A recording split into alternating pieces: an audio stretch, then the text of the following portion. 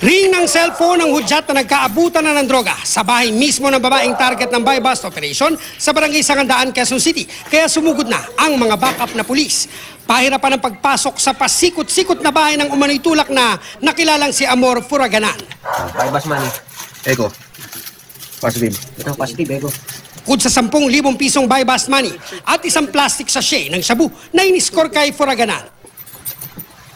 Na-recover pa ang pouch na ito na may lamang droga. Positive. Napayuko na lang at agad nagpaaresto si Furaganan kasama ang umano'y kasabwat niyang si Rizal Rodriguez. Sa kabuuan, 135 grams na may street value na halos 1,000,000 piso ang na-recover mula sa suspect na tumangging magbigay ng pahayag. Sir, wala akong Ano ayaw mo po? Sir, nag-aaral po yung mga anak ko. Sila lang po Ano lang po? Nag-drive lang, sir. Nag-drive lang. Lumabas sa investigasyon ng pulisya na bukod sa droga, sangkot din si Furaganan sa iba't ibang krimen kasama ang live-in partner niyang si Jeffrey Enriquez alias Ambo na nahulihan naman ng pulisya ng sandamakmak na droga noong Disyembre. Na dati siyang membro ng highway robbery, carnapping at kidnapping group na yung leader nila nasa bilibid na ngayon. Dati na rin siyang naharap sa kasong highway robbery, carnapping at counterfeiting.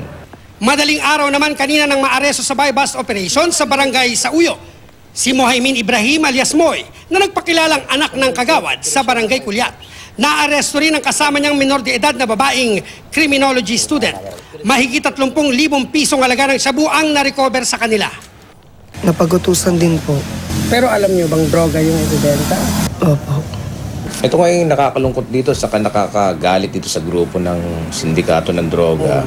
Para makaiwas na mahuli kaagad ng ating mga operatiba, ay gumagamit ang mga minor de edad bilang courier.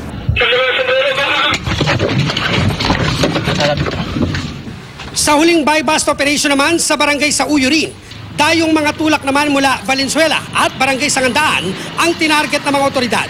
Arestado sina Jocelyn Dalagan, Mika Joy Delosa at Joy Ocampo. Aabot sa 60 grams na may street value na 480,000 pesos ang na-recover sa mga sospek na tumangging magbigay ng pahayag. Kinasuhan na ang 7 sospek ng paglabag sa Comprehensive Dangerous Drugs Act. Cesar Apolinario, Nakatuto, 24 Oras.